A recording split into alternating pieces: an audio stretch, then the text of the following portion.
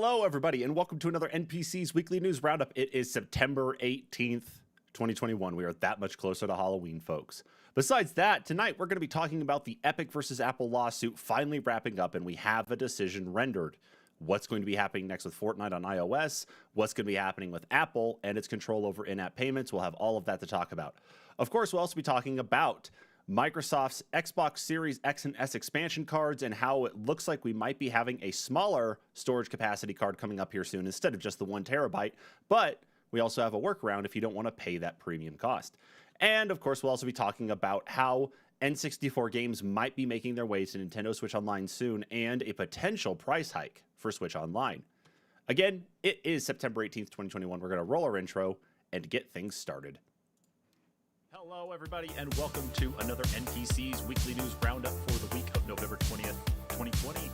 It is Friday. It is, where's my date? It's September 18th, 2020. Here's our first story, and this is actually breaking news for all of us right now here, too. Figured this is kind of a big one to cover, of course, with who it is. Joined via Discord by Kyle because we're in the midst of a pandemic still, and, of course, everything is all kinds of crazy. So this thing is a chocker. I mean... yeah, it's a beast. It's huge. Doing that we had the Resident Evil stuff, that they were successful with Castlevania. Welcome to another NPC's Weekly News Roundup. And it's the news time. I am joined, of course, by Kyle via Discord. Kyle, hello. What's up? Man.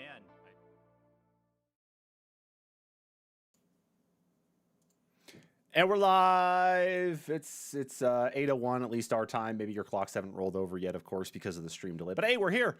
It is time for NPC's Weekly News Roundup. I'm Travis, of course, as you can see by the name, what is it this way, below here. And, of course, that's Kyle over there, remotely, Discord.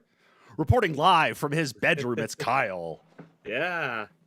As his mom kicks in the door and delivers a basket of laundry or some shit like that. Who knows? Yeah, not gonna happen. Who knows? Yes, absolutely. So, I will say, at least, of course, we were off last week because I was feeling like crap. I'm still a little bit under the weather. I would say about 90% there. So if I'm coughing, I apologize. That also goes to you too, Kyle, because I know you had to hear it when we were working Open Critic stuff this week. Oh, yeah. Oh, there it goes. The second thing, of course, though, too, is in regards to Open Critic, we have finished our contract with Open Critic. Our last weekly recap episode went up live yesterday. So if you haven't had a chance to go listen to it, please go do so. Helps them out, whatever, but our contract is completely finished up with them. So no more. We could put more effort into the NPCs and I guess whatever else we are capable of doing, I suppose. But in the meantime, we got news to talk about. There's a lot of big things that have been going on this week. And yeah, a lot of Nintendo news and a lot of Microsoft news, especially this week. So I guess let's just start off here with our first story on this one. And yes, Kyle, we didn't talk about it. We're still following our new format. So we're going to be talking about this. Yeah. All right. So the first thing in the news is going to be our title story for the week. And that's going to be the Epic versus Apple lawsuit. So let's see here. I got to actually make sure to bring up the right article. You mean we actually have to talk about this more? Christ. Well, it's the last bit for now, hopefully. So for a recap for everybody on what's been going on in the Epic versus Apple lawsuit is that this was all started because Epic decided to go around Apple's policies and procedures when it comes to in-app payments by offering another way to purchase V-Bucks for Fortnite.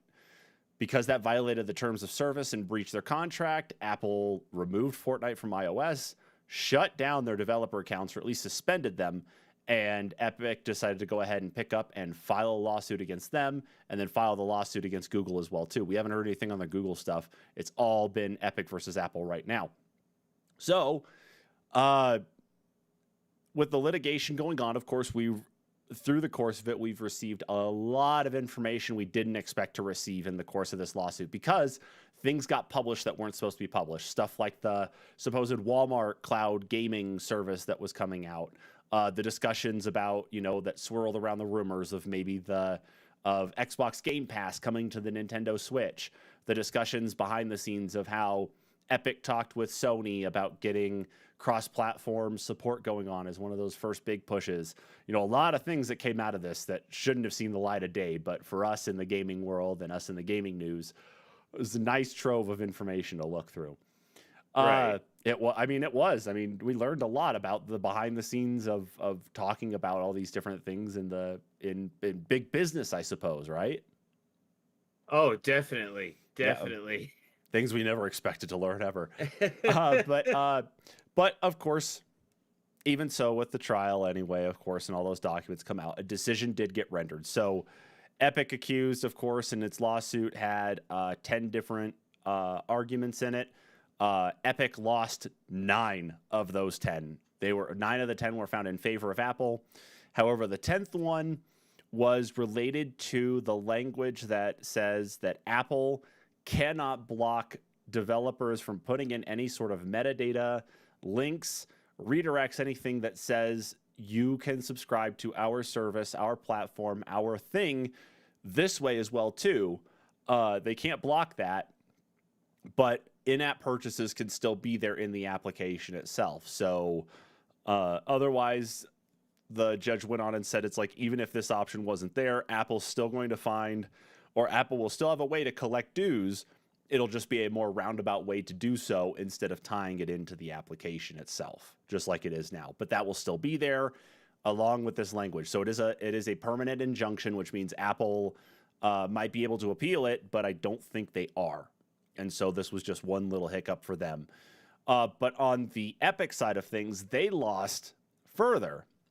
So Apple filed a countersuit against Epic for breach of contract because of putting up their alternate payment option, their alternate storefront to say you could buy V-Bucks here for a couple of dollars less than you would through Apple's in-app purchase option. So they were found liable for that, for the breach of contract. That was pretty blatant on their part anyway. And they have to pay, I think it was like $3.5 million. Let me see if I can actually find the... Which is a drop in the bucket, really and truly, when you think about it. Because apparently for that time period, they earned around 12.5, almost 13 million, and had to pay 30%. I can't see that note here in the article. Let me see the amount itself. I don't see that here, but it was around like 3.5 to almost 4 million, but they had to pay 30% of that 12 million to be able to, I guess, settle things out. So Apple ended up really being victorious in all of this. So the house of Steve Jobs has won the day for now. Kyle, the Epic versus Apple lawsuit has been a saga in all of itself. Fortnite, of course, is still one of the biggest games out there right now that you can buy, or not buy, but you can download, you can spend money on. The merchandising stuff is all over the place in that. Your sentiment and your comment was right that is a drop in the bucket for Epic Games based on how much money they've raked in with Fortnite so far. But overall with the trial, like, what are your thoughts on where we sit with a lot of this right now? Like, do you think we have, do we win as consumers on this? No. I mean, we're still having to pay regardless. I mean, you think about it. With the whole Apple Pay thing, their whole argument was going to be, and still was, and the reason they landed on what they landed on is because a lot of people use Apple for their finances. So that's how they keep track of money, because it's all just programmed into their phone that's connected to their computer, that's connected to their tablet, because it's all one environment. Yeah, yeah, being able to sign up for all those different subs and be able to have them all managed under one thing where you only have to put in one debit card or credit card or whatever, and it's just wherever you go, it's all just tied into that one ecosystem. Yeah. I don't know. I feel like this opens. It's them trying to open up well, it's Epic almost trying to open up Apple to shadier business practices, I guess. Curtailing people off to different places, to make payments. Who's to say, you couldn't download game demos and then, embed a link in the game demo to actually download the game cheaper than it's listed on the Apple Store. and you're totally undercutting Apple at that point. But Right. you're still listing it on their store. So I mean, I don't know. I don't think really anyone won per se, and especially not the consumer. I mean, the the consumer was out the window at the beginning of the trial, I feel like. Well, I think in the grand scheme of the consumer, in that I'm kind of on the alternate side of it, is that, in the grand scheme of it all, we did sort of win, in the sense that, Apple does have to comply with this. That means that if a developer wants to find a different way to charge for their service anyway, which they may already have, it's just not explicitly stated in the application, then we have a way to go around it, because there might be things that we don't want to tie into our phones or to our devices, just because it's like for me, I'm a parent. I wouldn't Mhm. want to sign in to have something on my iPhone and have my iPhone to my kid, and something end up getting purchased by mistake, because I've been burned by Right. that in the past for other things. But of course, there's other safeguards in there to prevent things like that happening. But kids are smart enough anyway. We were, as kids, figuring out computers. They'll find a way around it.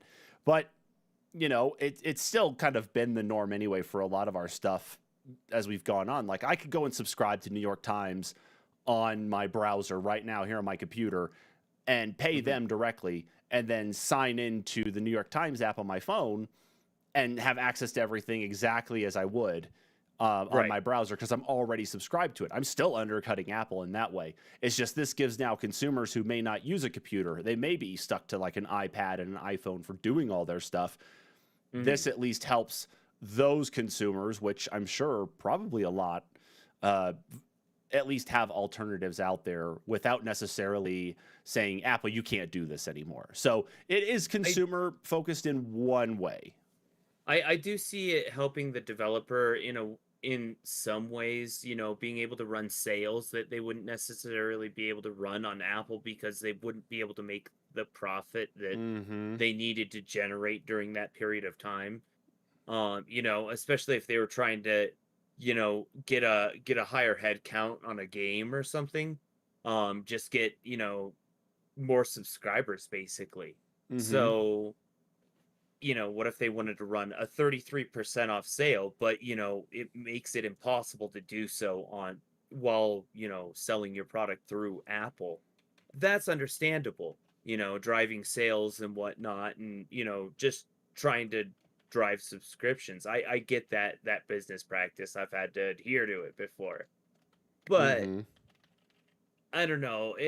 In the other sense, I don't know. I feel like if that's the case, Apple is going to also have to increase their security as far as it goes. I mean, they've already done so with the newest, updates, their new privacy settings, and that they've got the commercials for even now. Um, but I think you're gonna see a lot of focus on that now because of these types of services. Maybe, maybe, but it's going to be tough to see if that ends up being really the case, though, because even with this one little change there, I mean, I don't know if it's going to have that wide ranging like set of ramifications on here, because nothing really changed for Apple. All it is their contracts changing, or at Mhm. least their developer agreements, and then the devs, writing in their little bit of code to allow that. So that's about the only thing that there is now, you know. So a little bit more consumer, allowing developers some stuff, but overall, Apple ends up being more of the victor in all of this. Yeah, I think so. And Yeah. I've heard it both ways. That Epic won or Apple won, but really, isn't it more about the consumer? And I don't feel like we won a whole lot of anything. Well, So well, part of it, I think, where we might end up winning peace of is, mind. sure, we could have that. But I think the only area that we're going to actually see the consumers' emphasis on here with this right now is that, of course, Epic didn't win their case on this one, but the Mhm. judge did rule, or at least did specify, that Apple isn't a monopoly, because a lot of this was based on antitrust grounds, but that they're very close to that, that the level of market share that they have, the level of saturation that they have is starting to teeter to that point. Even though, in the words of like mobile gaming space, you know, they're not necessarily the main mobile gaming company out there, but I mean, they're not even a gaming company necessarily, but they're a device maker. So the fact that their device that they have is being used to play a bunch of games anyway, their competitors are going to be things like the Nintendo Switch, people who are still using their 3DS and their Vita, those who are, I guess, playing on laptops. I don't know if you want to consider that. But then, of course, some more of these niche things, though, too, like the Steam Deck. So there is some competition out there, but something that's an all-in-one package, like, you know, like an iPhone, for instance, that's going to be one of those things that does penetrate the market much more because it is an all-in-one device to do more than just play games compared to something like the Switch. So and I think that's where it crosses the line too, maybe, is it's that all-in-one device, and there are Apple exclusive apps that you can only get on an iPhone and an iPad. I think specifically of like music editing software or even synthesizing software that you can get directly on the iPhone that they don't offer via Android. Yeah, that's something that's really not there because it's not built in.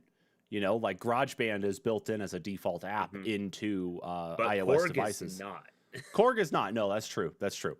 But even so, what I'm thinking is that because they're teetering on the edge of it, and a lot of the evidence that was presented here and the way the judge said it, is that Apple, along with a bunch of the other big tech companies, Amazon, Facebook, and Google, are all being looked at for antitrust problems right now. And Apple's big focus, at least, are by the Department of Justice and the FTC and such, and the bigger government organizations, was focusing on Apple's App Store, which is what the Epic versus Apple lawsuit was about.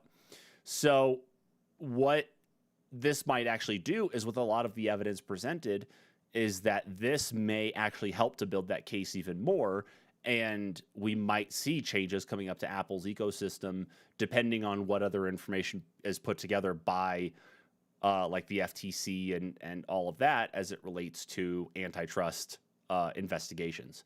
So that might be one thing that doesn't necessarily bode well for them, at least with that ruling from the judge. I'd like to see some of the software that, you know, it is basically Apple bound be able to be opened up to Android for like music editing and like sound editing. And like I said, they have some really cool synthesizer programs on Apple that's only on there, but that could also be a choice of the publisher too. So right, and it's going to it could be that too, because there might be something in the way of developing something for iOS versus doing something for Android just fits better with the mantra that developer is going for. That they know that they're losing market share by not putting an application out on Android, but at the end of it, they know that they are getting a better quality and better experience for their application by just putting it on iOS. But I don't think you're going to see that in the antitrust stuff with any of the application stuff opening up. I think what you're going to see more impacting Apple, if there was litigation and they lost, is the ability for other app stores to be put on for sideloading of applications. That sort of thing, I think, is what you'd actually see more opening up. Similar to what we see like on Android, where you can download the Amazon App Store, you can download an APK and put any application on your phone. You know, of course, the risk is to you by bypassing the Play Store. But, you know, that's what is there. So, So, but that's only that would only happen if Apple is taken to court for antitrust matters by the federal government. But we have yet to see any of that anyway. Just investigations and such right now. But this might help.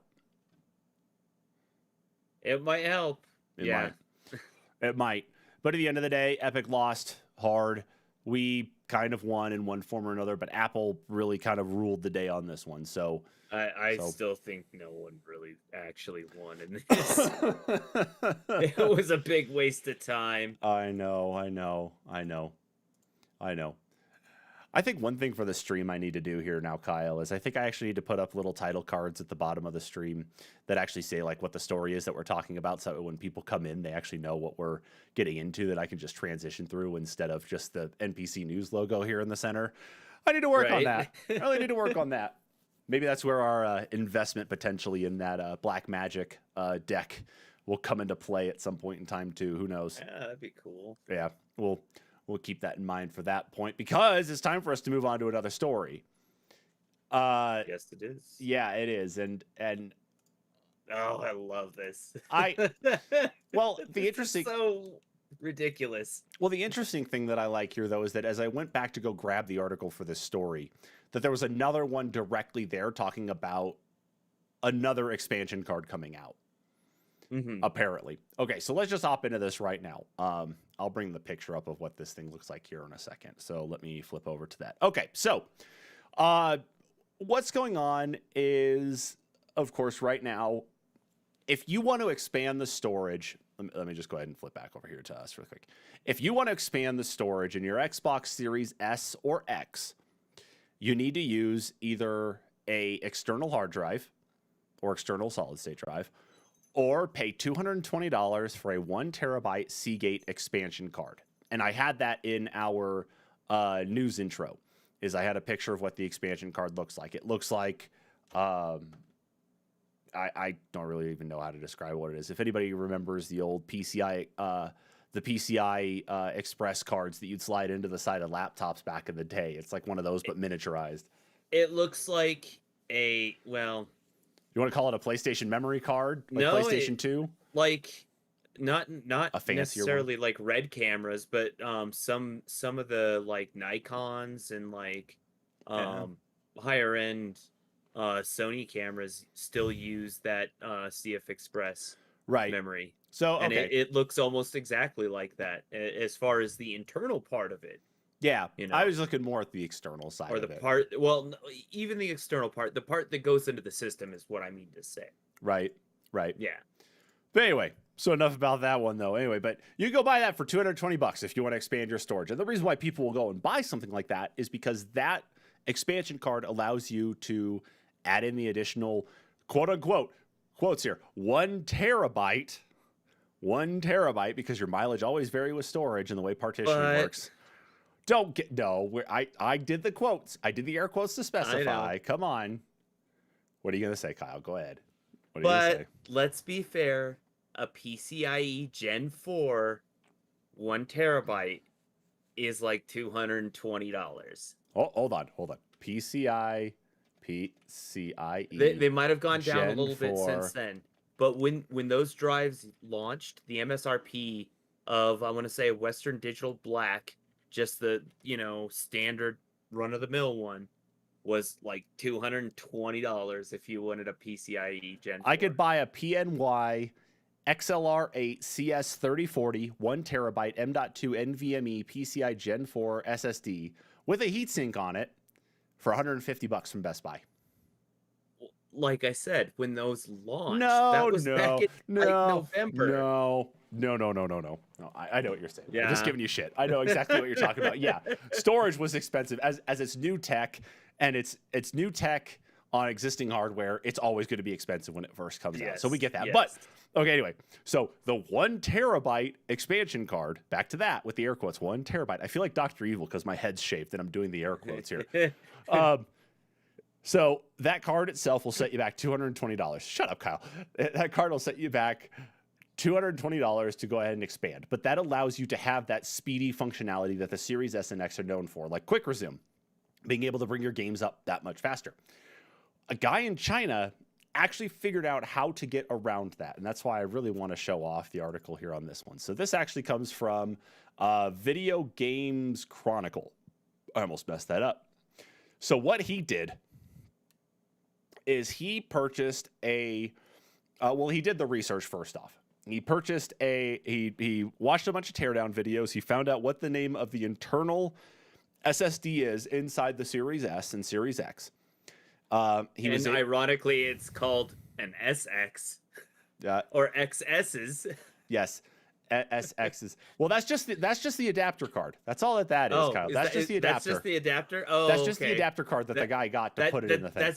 That makes it ironic then. Yeah, the S. I get you. I see exactly what you mean. So, yeah. But with this card, This is the exact type of card that he found. This is not one that's immediately available to consumers. There's one that's similar out there, but this is one that's actually PCI Gen 4. So after finding the model in that, and after finding a Compact Flash Express, which is the tech used to plug into that expansion card slot on the back of your series console, he just brought the two together into this Compact Flash Express to SSD NVMe adapter and was able to plug it in, no problem. I mean, he chopped off a little bit of it. But if we look here at the top on this picture, he was able to not only plop the thing right in with little issue, but it even recognized as a storage expansion card. I mean, that's got to be pretty sick. I mean, don't you think, Kyle, that someone was able to actually find their way around and was able to get themselves this? I mean, that's not that expensive either. It's pretty cool that someone did that, but at the same time, that's so dangerous. Yeah, we should preface this by saying something here, okay? So I'm gonna let me do this really quick here. Let's see. I'll switch back to us. I'm gonna look this up here really quick. Let's see. Seagate expansion card. So I'm gonna show this really quick. Bring this up here. No, okay, fine. Accept cookies. Have my cookies, fucking Seagate. Because one of the things that they did state was that of course, the shell of the actual Xbox memory card acts as a heat sink. It does. So it's gonna be hot, and we've talked about that in the news before, that the drives get hot, and that's natural because there's a little hard drive in there, and when you read and write that fast, there's a lot of electricity passing through. That's just gonna create a lot of heat. But without the heat sink, that's a fire hazard. Yeah, so I got the picture up now of what the actual expansion card looks like for people to see here. So this is what you're actually buying from them.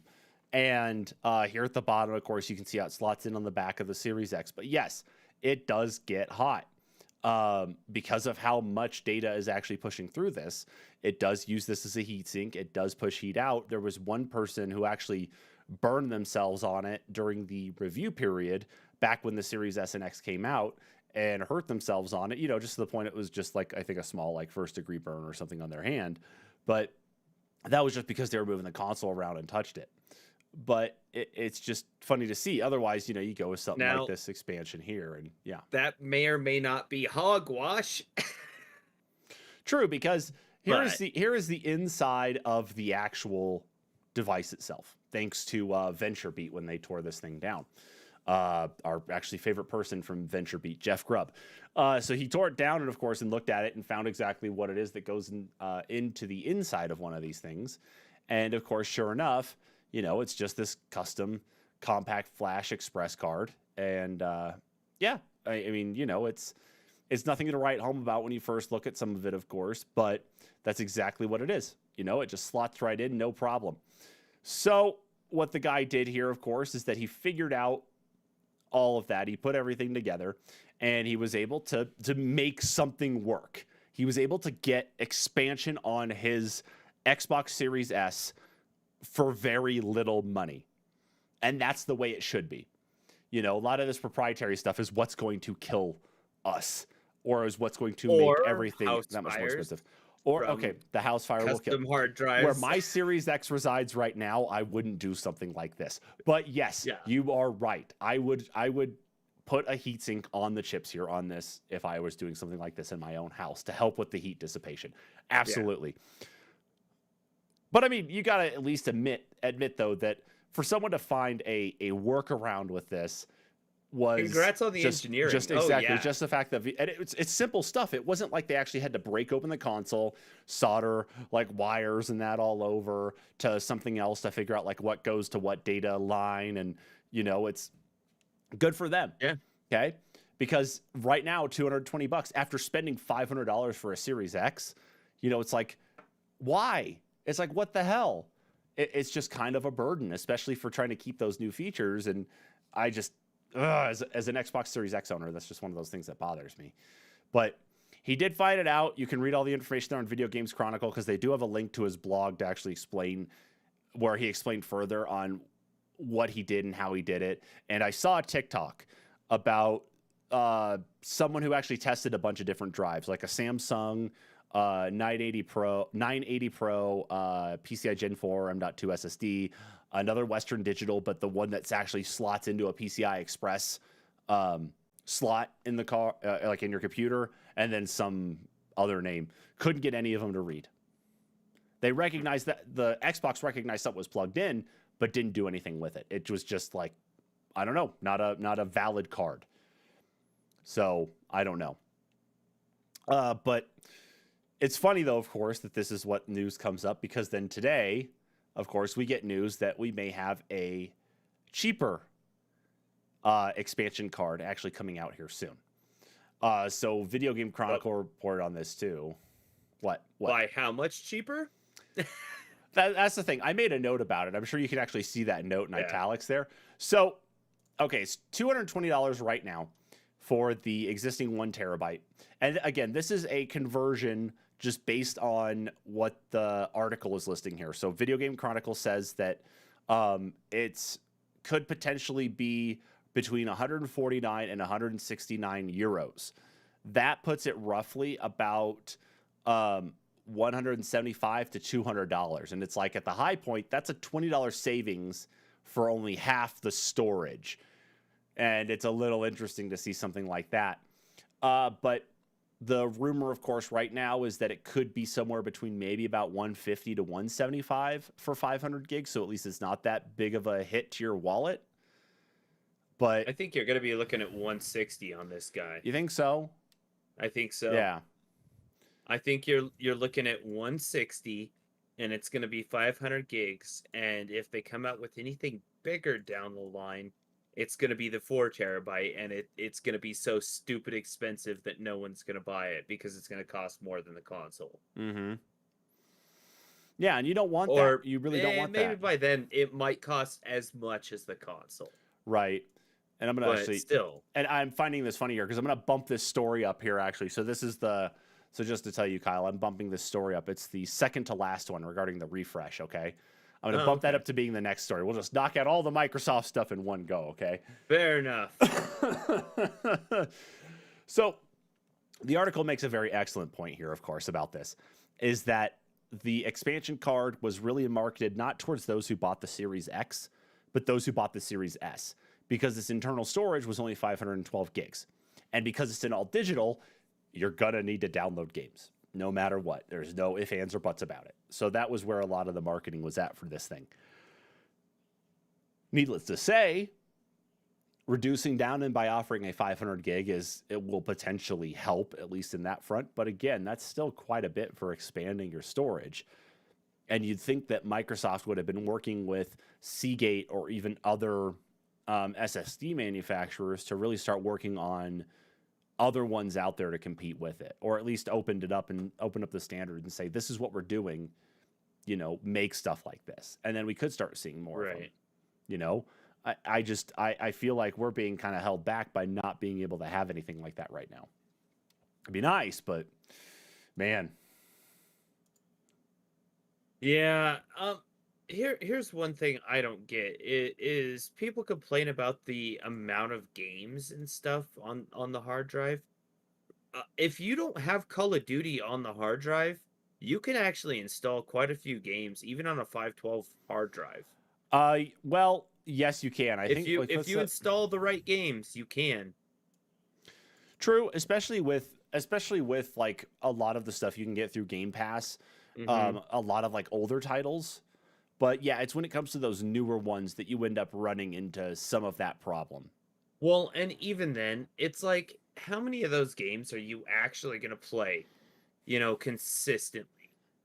I mean, I love having all those games installed, but let me tell you what, I've had like my hard drives almost full quite a few times on my Xbox, and all it does is slow it down. So I like to pair off some of those games occasionally and, keep it a little lower. So really, do you really want the hard drive full all the time? I mean, that's one thing to consider about the expense of these.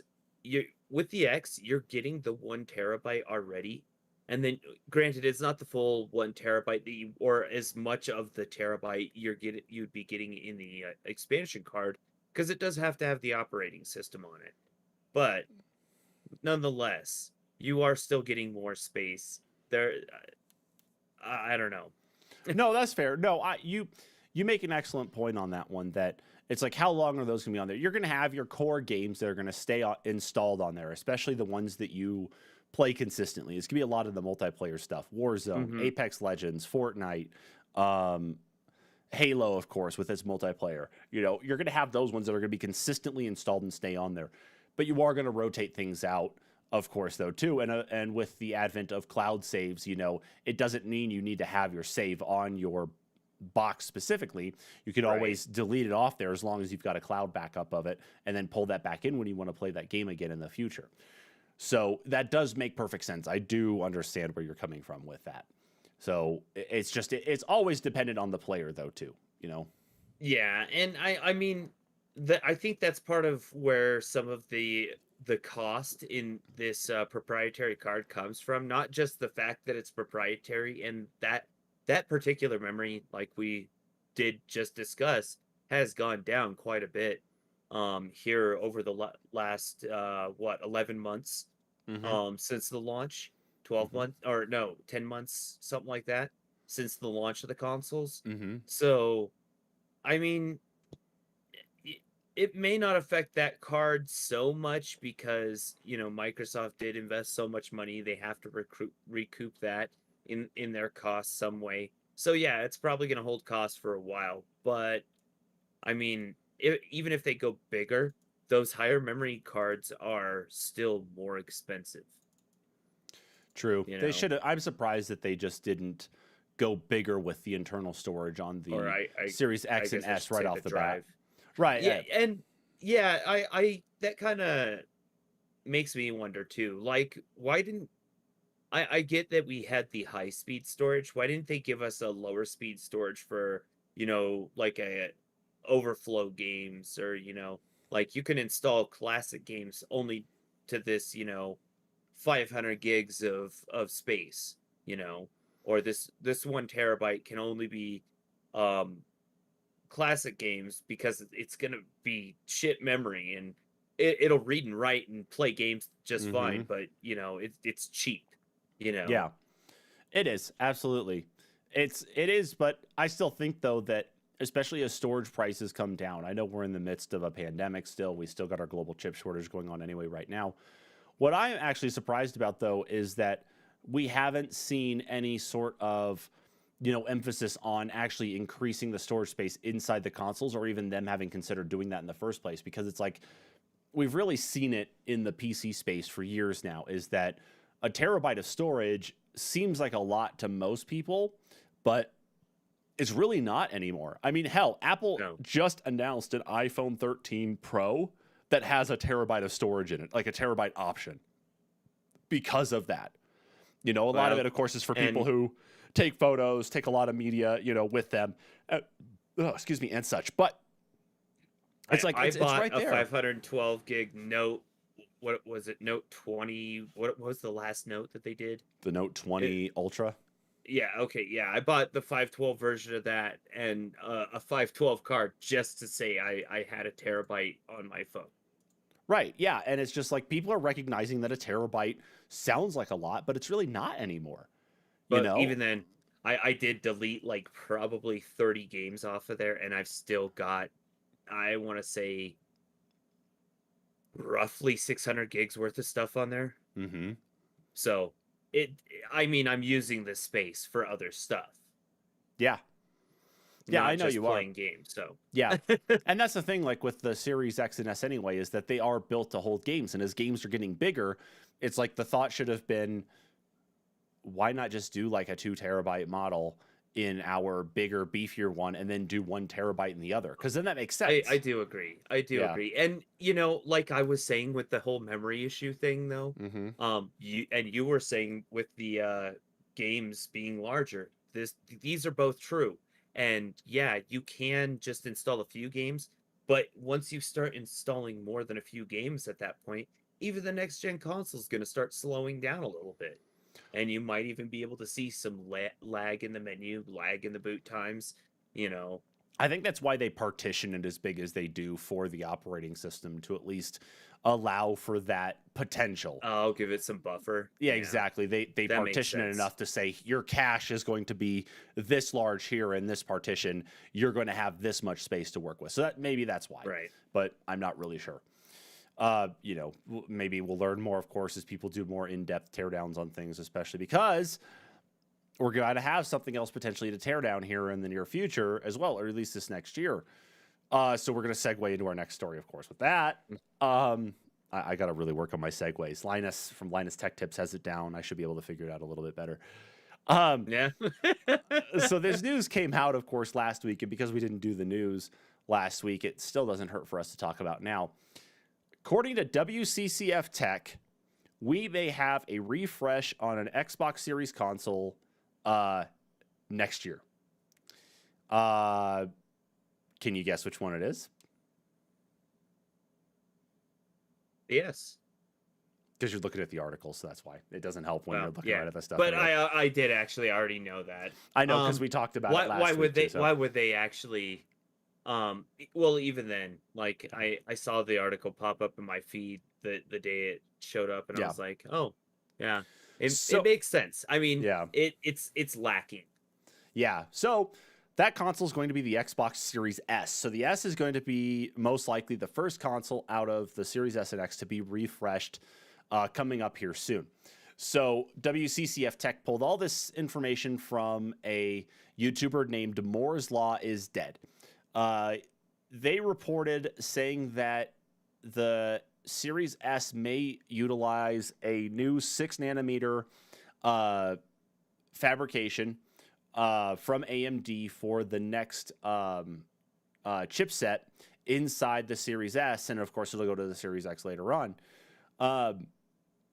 And it's interesting, of course, on the Series S, because you're thinking like, oh, the Series X is the bigger and beefier console. We need more power in the bigger and beefier console. You think that would be the one to get the refresh first. Well, it turns out, according to the information from Moore's Law is Dead, that there's two big reasons for it. The first one is the chipset size inside the Series X versus the Series S, even versus the PlayStation 5.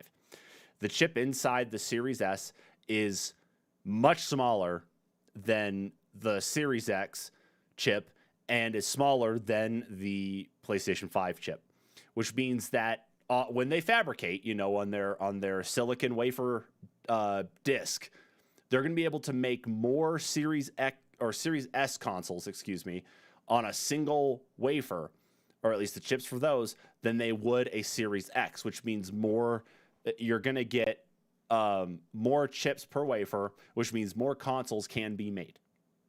That's really the gist of it. But the second reason, and this one actually threw me off a little bit, but it makes sense, is that the Xbox Series S has a higher attach rate with Xbox Game Pass. And that's how Microsoft's making their money on the Series consoles right now, is Game Pass, especially Ultimate. So it's interesting to see that they would do the refresh, because right now we're in a bit of a console drought. It's still tough to get a PlayStation 5. It's still tough to get a Series console. Switches are finally starting to become more and more accessible and able to get. I mean, I actually have seen over at Target here in town, Kyle, a couple Animal Crossing themed Switches just warming the shelf. That's a shock to see, just, those sitting around. But we've got the OLED edition of the Switch coming out here in a few weeks too, surprisingly, of course, and Metroid Dread. But with us being in this kind of shortage on some of these things, especially the big name consoles, this should help, hopefully, to kind of fill in where we've been lacking at, but also allow the existing Series S's that are out on shelves that still haven't been sold yet to drop in price. Because right now it's, $300 for a Series S? Yes. Yeah. So it's $300 for a Series S, and that would potentially mean that the Series the existing Series S model, when the refresh comes out, the refresh should probably be priced the same as it is now, but the Series S existing, the first gen, would drop significantly in price. And the rumor here, of course, is that it could be between about $189 to $250. If you drop a Series S console that can do 1440p output for games, have the ray tracing capability built into it, do 4K streaming so that way you can enjoy watching your streaming content from Disney Plus, from Prime Video, from HBO Max, whatever, in 4K HDR, and you're going to be selling the thing for potentially under $200, and you attach Game Pass to that, sign me up. I will buy one of the first gen Series S consoles right then and there. Yeah. Even with the Series X, I will buy one of those to replace my Xbox One that is sitting back here that won't boot properly.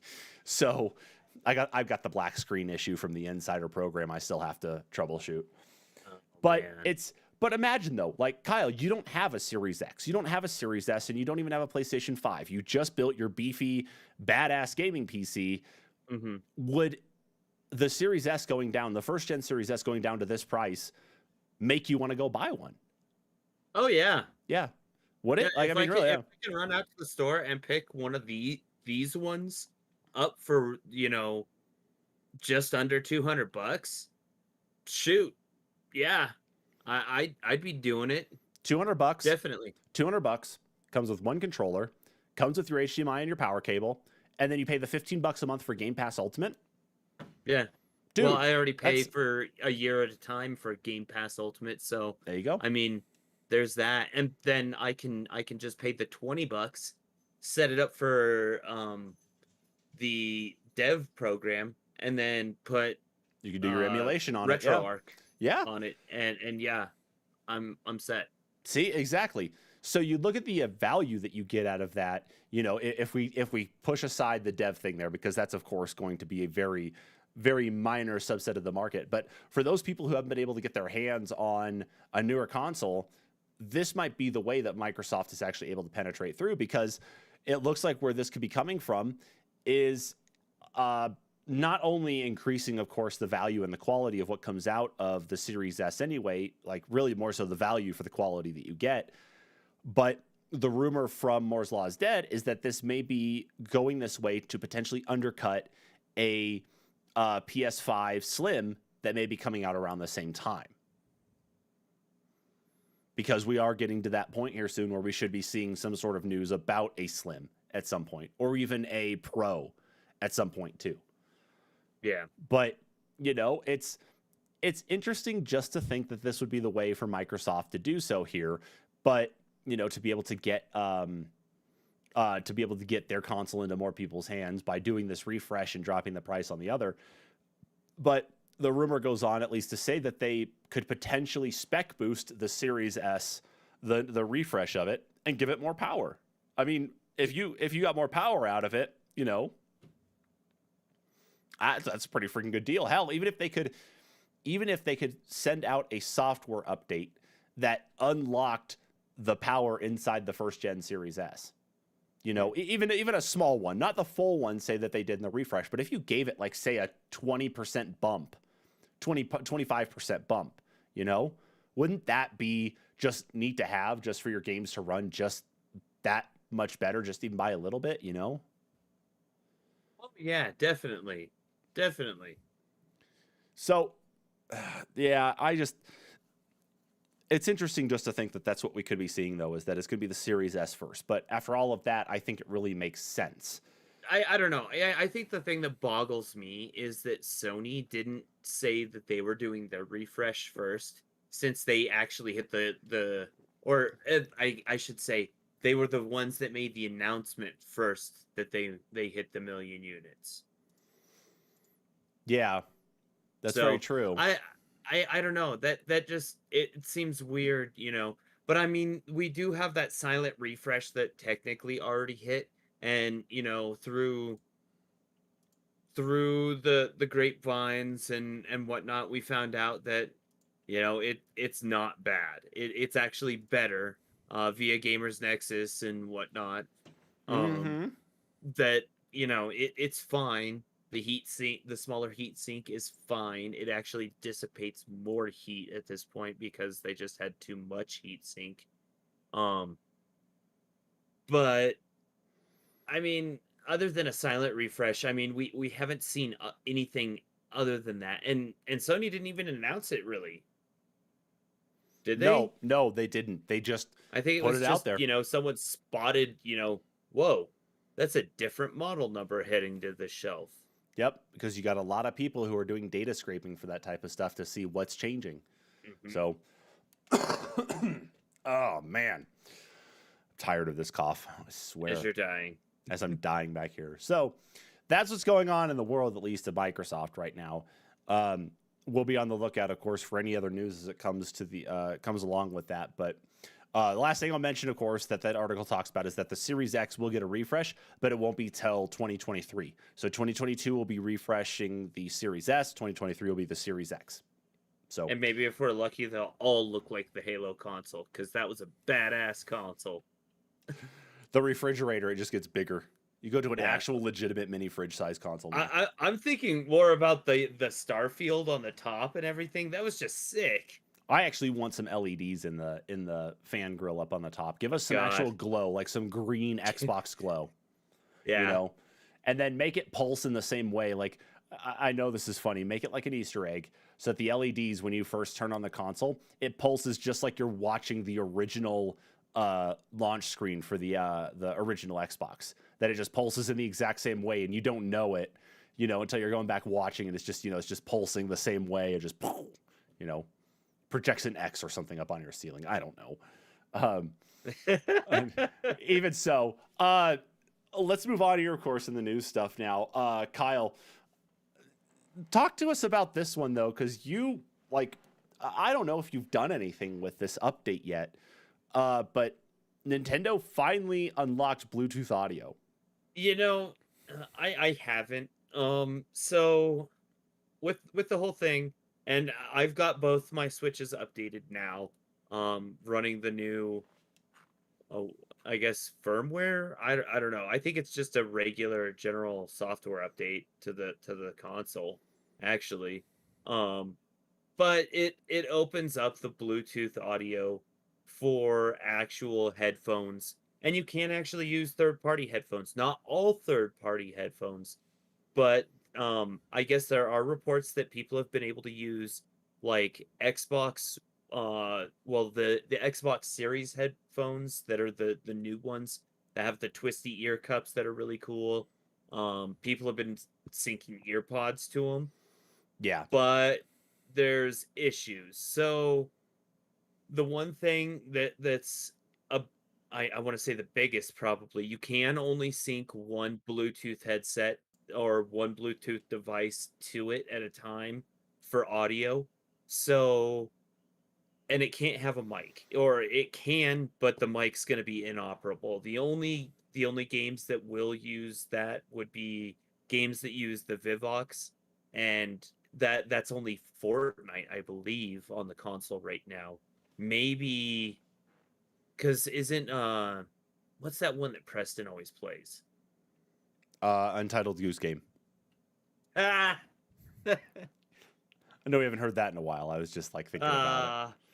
Yeah. Yeah. I don't know exactly which one it is. I know what you're talking about, but I don't remember the name of it right off the top of my head. Yeah, the horror one. Dead by Daylight. Dead by Daylight. Yeah, Dead by Daylight. Yeah. Dead by Daylight. Yep. I think that one's on Switch, right?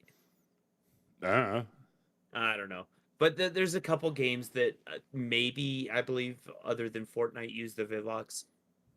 Those won't actually utilize the Bluetooth codecs at all. You will still have to use a wired mic.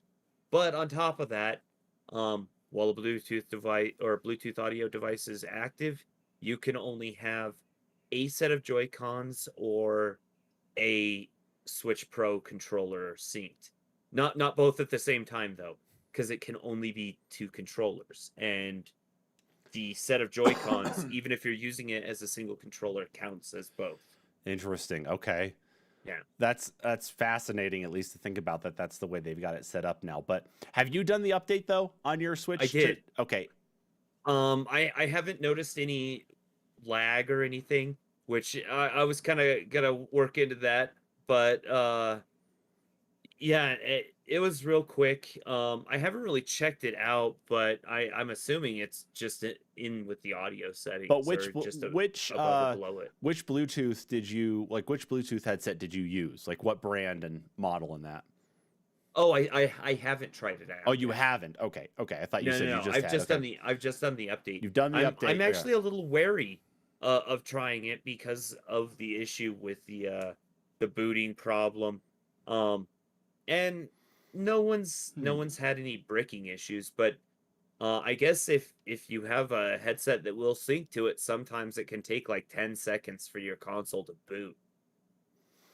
Which is weird. It must be some sort of weird authentication problem that goes between recognizing the Joy Cons and then here's this other device, and so the syncing and communication between the two just takes longer to authorize, I guess, of sorts.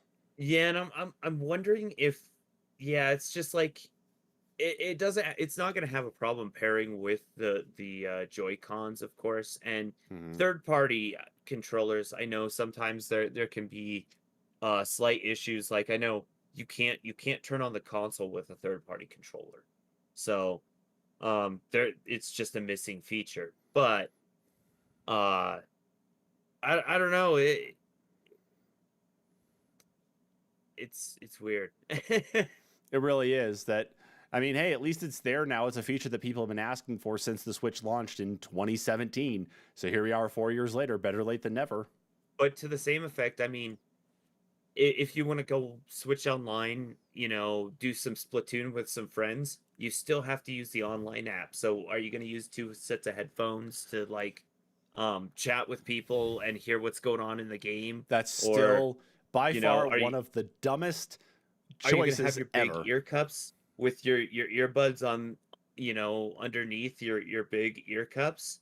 Like So I don't stupid. understand. So They need to stupid. fix this.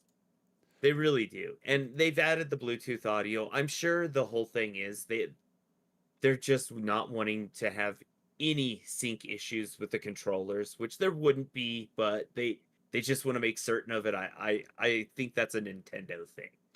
It's always going to be a Nintendo thing. I think that's part of the Yeah. problem is that it always is a Nintendo thing.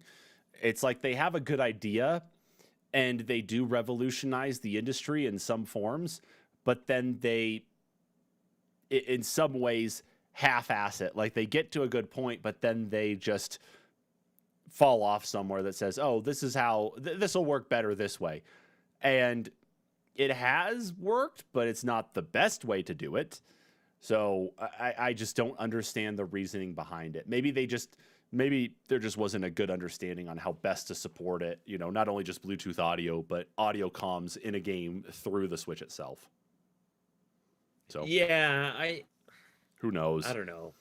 Yeah. Like uh, uh, you look back at like their attempt on the Wii, and that was bad. A Hmm. room mic,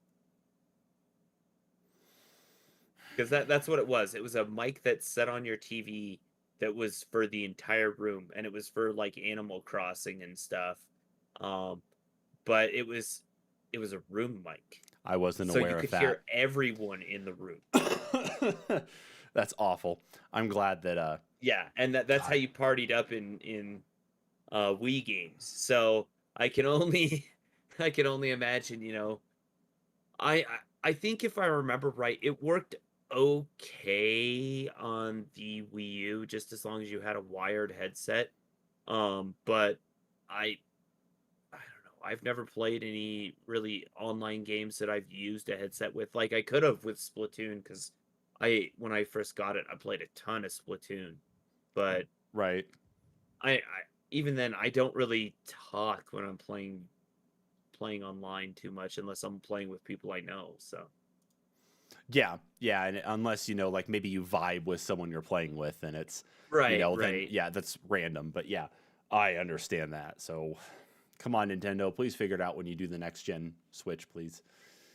For everybody else's sake. But let's keep talking Nintendo here because this is the newest rumor that's kind of a rehash on an old rumor, but is new and has something else tied to it that is just interesting enough anyway. like apparently we now have final confirmation that, or at least in regards to the rumor mill stuff, is that the Nintendo 64's library, or at least what will be brought up at some point in time, will be making its way to Switch Online, just like Super Nintendo and just like Nintendo. But because of the N64 being one of those consoles that everybody has fond memories of and loves, and just, it's like, I want to play N64 stuff again, Nintendo may up the price on Switch Online. But the question is like, what though? Like, what would that price be? I mean, okay, so I have theories. Okay, let's do the price first on that, and then we'll come back to the N64 thing, because there's another part of the rumor that goes with the N64 part of it. So what do you think that price would be? Because right now it's what for Switch Online? A single is like what, $10 a month? And is it $10 a month? I didn't think it was that expensive. I think it's like $20 or $30 a year. Because they only let you do like a 3-month or a year, or a 6-month or a year, or something like that. I am looking right now just to see what the price is. And it's super inexpensive. Like, I don't even know when it comes out of my bank account, because it's such a low cost for an online membership. Mm-hmm. And frankly, for the value, I mean, you get quite a bit. I mean, all the Super NES games that are on there, all the regular NES games that are on there. You're right. It is by far one of the cheapest online subscriptions that is out there between all the different offerings right now. So 1 month is $4, 3 months is $8, and 12 months is $20. And then if you want to do a family membership, the only option they give you is a full year for $35. So the price jump up there, won't be at least as big of a sticker shock as something like, if, compared to the other offerings out there. So what do you think that price is going to be then? Let's look at the per month offering of $3.99. What do you think that price is going to end up going up to if they do up the price? Well, my theory is I don't see them upping the price. I see them separating services out. And then you have to pay for a separate service. Okay. And that's just a theory. And I don't think you'll have to pay necessarily for all the games, but I think they'll have premium games, and they'll have your free games that you get with your membership. So there'll be a smaller selection of, like, you might get a Zelda game that you can play for a couple months, and then they swap it out with a different Zelda game. You might get, a Donkey Kong game that you get to play for a couple months, and then they swap it out. Like 2 or 3 Mario games, but then they swap them out with, the different Mario games. But yeah, I see them doing that, giving you those free games, but then you get the entire catalogs of what they were offering for a separate fee of like maybe $10. Right. Other than that, if not, I could see them upping it. See, it's $35 for the family. I'd say $45 for the family, and probably like 25 or 30 for the single. Okay. I'm thinking at least probably about $7.99 a month for their bare minimum, like 30-day one. I think you're going to be seeing at least about maybe a $4 to $5 increase there. Oh yeah. So I think that's what you're going to be seeing is about $7.99 on the month. The 3 month, again, let me open that tab back up here that I closed out. 3 month, I think will probably go up to about $11 or $12.99 for the 3 month, and then for the 12-month period for the individual, I think you're going to be about probably between 25 and 30. And then I like that's what I was thinking. I like the idea about the family membership going up to about between like $40, $45. I think that's probably about where it's going to be at. But then even so, it still ends up being the cheapest subscription you can get across any of the platforms right now. And it still ends up being the not only one. that, you get how many just AAA titles that have, topped the charts before. Like, even if you're looking at I don't know if you don't have the picture pulled up from the website, but the website you provided the article from, if you look at that picture alone, 4 games, just boom, right there. You've got Yeah. your value for like 2.5 months at least. Right, and one of the things that and out of 2 of those titles on the picture there were 2 of them, Super Mario 64 and GoldenEye 007.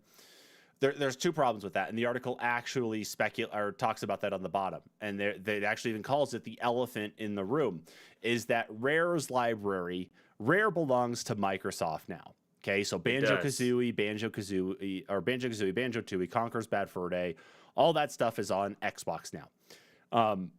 For GoldenEye 007, the licensing rights with crap that deals with like MGM right now is all kinds of weird.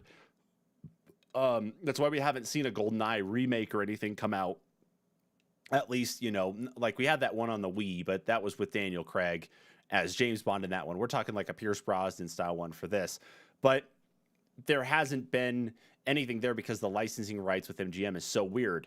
So we may not see anything happen there, especially with the rest of the Rare titles. But also, Super Mario 64 only just got released, at the middle to end of last year with the Super Mario 3D All-Stars? Like middle of last year. Yeah.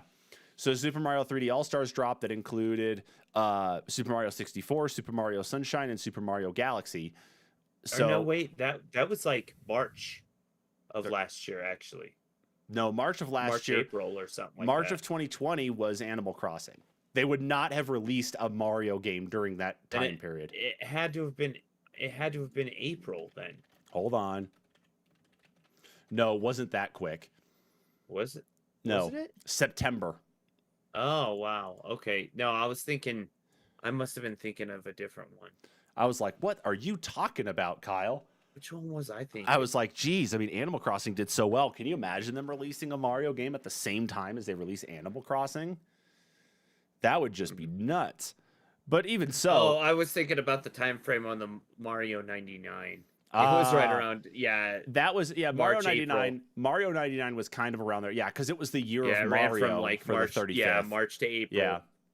So for a full year. Yeah. So there's that. Now, flipping back around, of course, with the N64 stuff still anyway, of course, because of Switch Online, the price going up in that too, is that with Switch Online and the N64 stuff coming on, is that the reason why the rumors have been solidified a little bit more is that some people have actually found through FCC filings, not a picture or anything, but through the filings, that a controller with a similar not serial number, but identification number, product number to the Switch Online controllers that they sold for NES and Super Nintendo for the Switch, the actual first-party licensed ones from Nintendo, that it could very well be a wireless N64 controller for Switch Online. And that's where the rumor's at with that one. Beyond that, I think it was last night or sometime yesterday, someone found that patent, and it's placeholder images because they are the patent office is under an NDA for 6 months, but it's actually just a square, and it has to portray where the logos are going to be on this said controller that is a square, and is stuff in the placement of the 64? Yeah, it's literally dead center, upper top, like, area of the controller, and then if you were to rotate it to like facing the triggers, it would be like right where in between the triggers type thing. I mean, if I need to grab an N64 controller to show, I've got one behind me. It like I said, it is literally just a box image, and it has another box that shows where the actual company logo has to go, and they're all placeholder images for the NDA. But it's gonna be a 64. Yeah. They've already not redone the patents. What was it? They got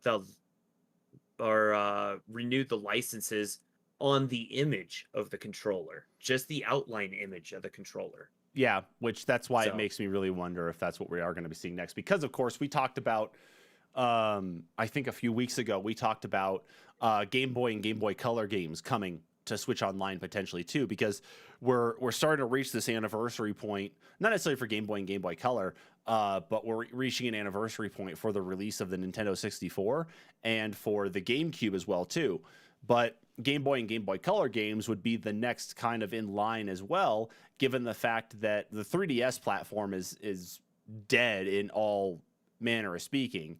You know, they're not selling it anymore. They're only doing repairs on the newer, the new Nintendo 3DS and the new Nintendo 3DS, or new Nintendo 2DS, excuse me. They're only doing the stuff there, but it's not really out anymore. So, you know, it's like for Game Boy Color games, the only platform they could exist on outside of emulation is on the Switch. So that would be another thing that could potentially go with this, maybe hand in hand, that they're just going to throw a lot at the Nintendo fan base and say, here's your Game Boy games, here's your Game Boy Color games, here's your N64 games, here's your N64 controller. You know, they're going to do all that stuff in one go, especially with the anniversary stuff coming up too. But Alex here, really nice. Yeah, Alex here says in relation to our GoldenEye discussion here, he's like, I wonder if they'll bother with GoldenEye just because modders have long since given online play to that. Why would they pay Nintendo what they could do for free elsewhere? It's not necessarily that they'd be paying Nintendo just to go get GoldenEye. It's more so that it's just the added value of having Switch Online, that you have access to those titles without having to go and rebuy them or to emulate them or to have an N64 with the cartridge in it. You don't have to go do any of that. All you have to do is just pay for Switch Online if you're doing things that involve online, like Super Smash Brothers or Splatoon or Fortnite, whatever you have, of course, at least for the online side of stuff. But you, at the end of it, you know, it's just an added value to have that there. You know, you don't have to go back and repurchase it itself. It's a part of that bundle. It's like with us on Game Pass, where we can go and download these games. You know, we don't have to go buy them if we don't want to. We're just paying for the subscription. We get the online service, and we get the added bonus of this massive library of games too. So that's my take on the matter. Yeah, I don't know. I don't see GameCube coming anytime soon, at least not right now. Maybe at the end of the anniversary, if anything. But I do see the 64 on the horizon for the system. If they up the cost of the system, or up the cost of the membership, I should say. Not a big deal.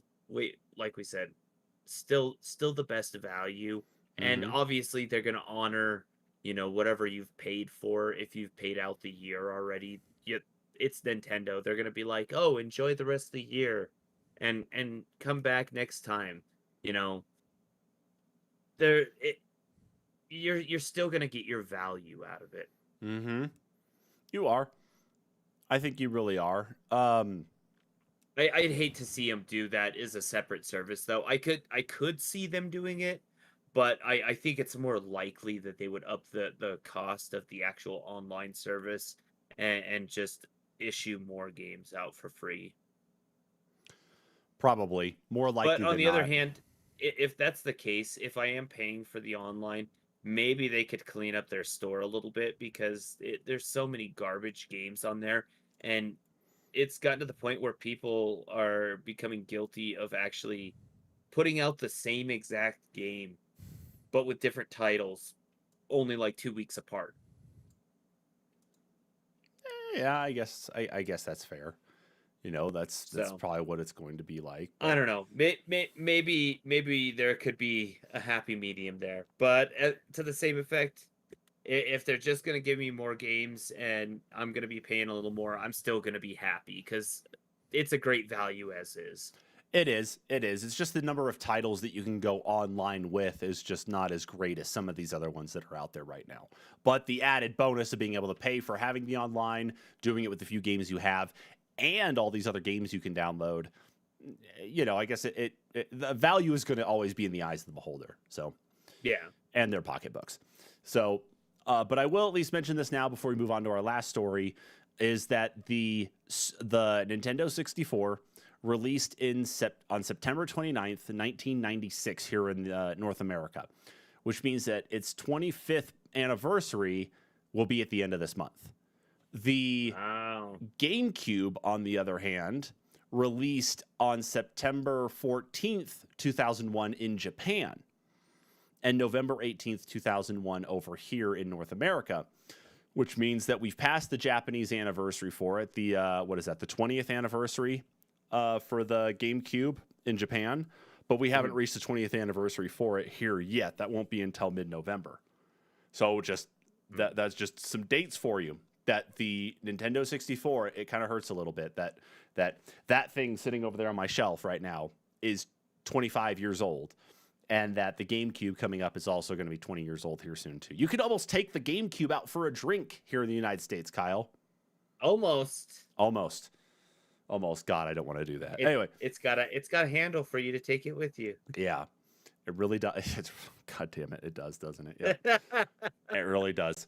Anyway, last story here on this one is, for the week is Kotaku reported on this one, and in the world of auctions and game sales and Pokemon cards and video game stuff, all of that going on right now, this just had to happen at this time.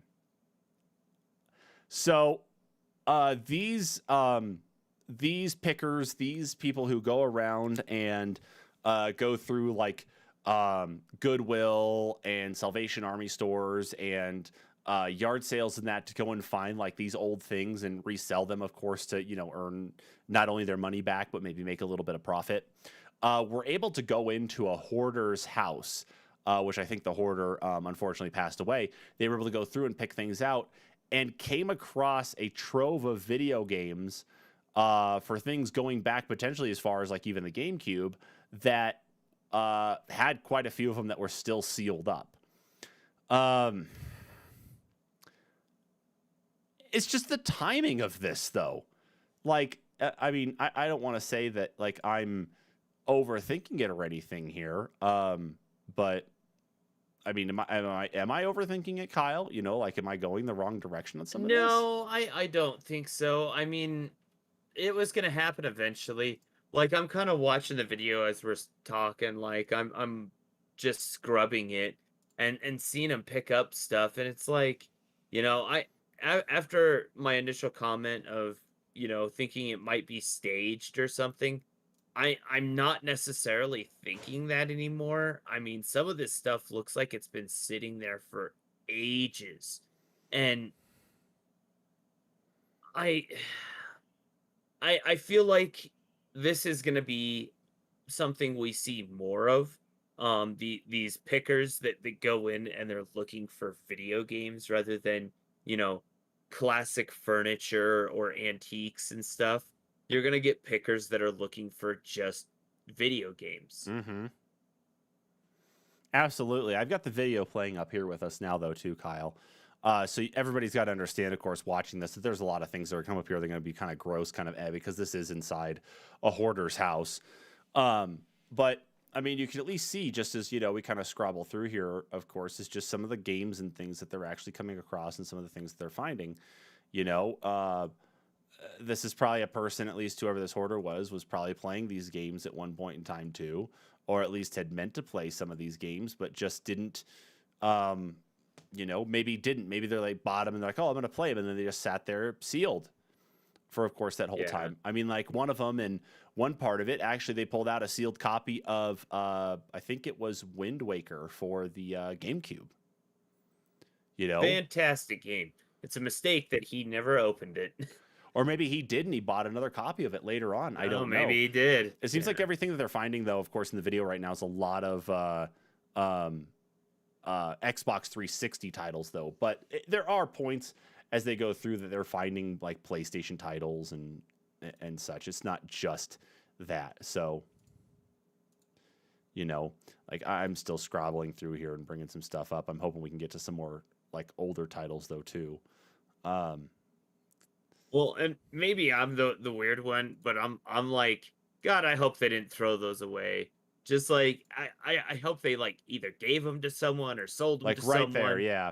So here he is looking at one box, and he's got a copy of, at least I thought it was sealed. It looks like it is, maybe, but it's Wind Waker, and it's the player's choice version, so it's the second release of Wind Waker for the GameCube. But if it's sealed, I mean, that's Yeah, pretty good. that's sealed. But behind that, what's that PlayStation game? That one is sealed. Or no, that's another. It was That a is PlayStation. No, another. it was a PlayStation game because the cases Was were the it? same size at that point in time. Yeah. Yeah.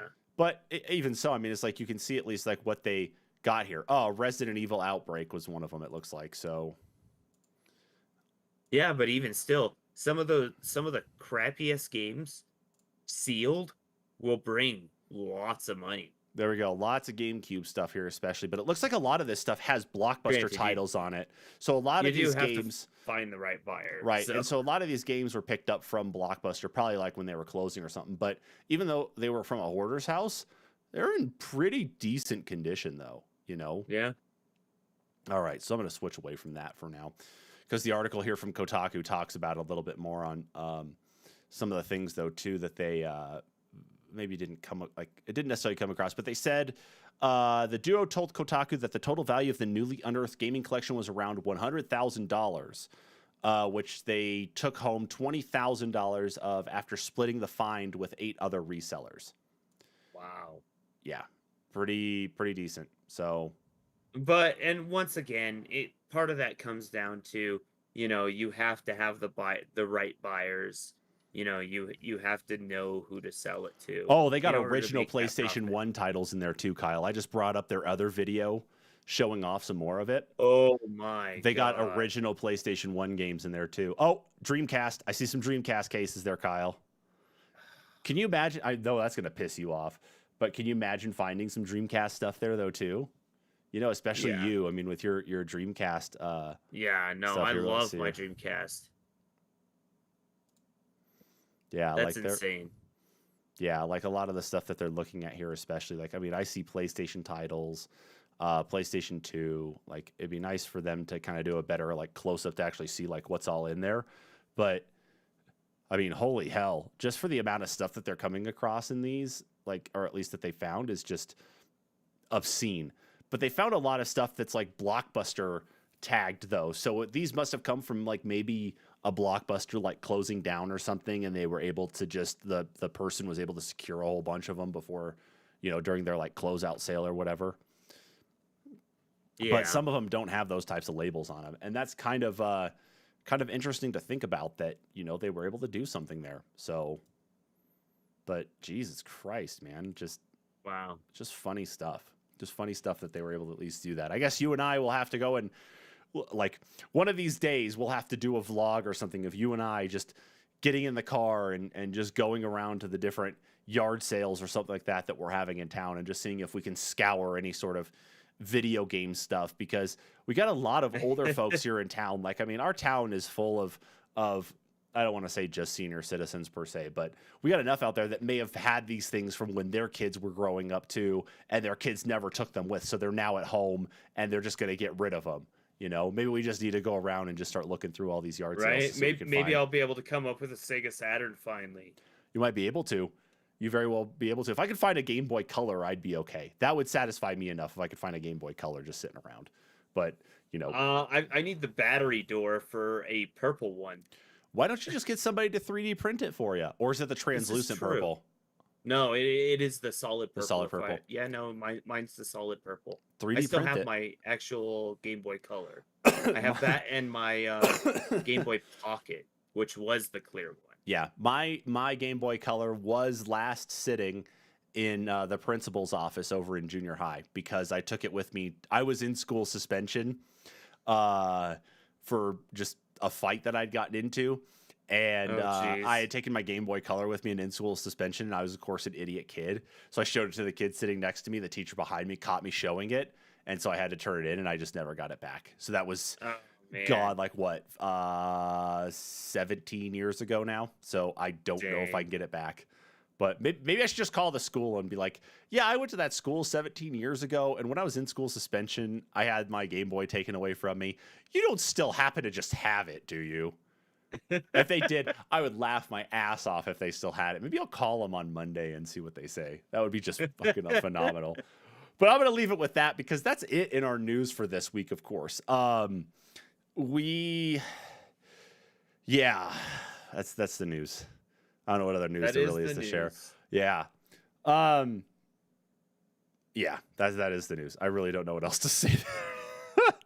I thought I was gonna have something else to say, but I'm just drawing a blank on all that stuff. I guess what I will say is that because we are ending, of course, thanks everybody who tuned in to this week's episode. Of course, if you did tune in with us and you're watching us on Facebook, be sure to hit that like button so you're following along when you know our new podcast episodes go up. If you're watching us on YouTube, hit that subscribe button and that notification bell. So when we do put up the rare episode or rare video of something or do go live, you'll be notified of it, of course, immediately. Of course, our main thing that we do is our podcast, NPCs podcast. You can go and listen to that on your favorite podcast platform of choice just by searching for the NPCs podcast and looking for, of course, our logo.